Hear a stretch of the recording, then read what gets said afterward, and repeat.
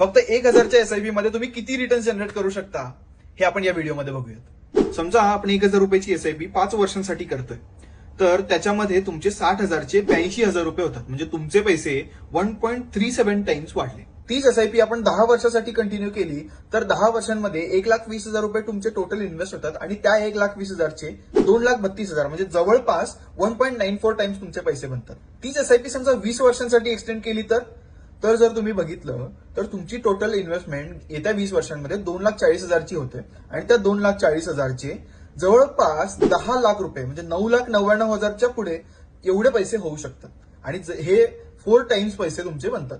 याच्यानंतर 20 वर्षांच्या ऐवजी जर मी 30 वर्षांसाठी इन्व्हेस्ट करत असेल तर येत्या 30 वर्षात 3,60,000 रुपये माझे टोटल इन्व्हेस्ट होतं. त्या 3,60,000चे जर तुम्ही बघितलं तर जवळपास 35 लाख रुपये तुमचे येत्या 30 वर्षात बनू शकतात आणि हे रिटर्न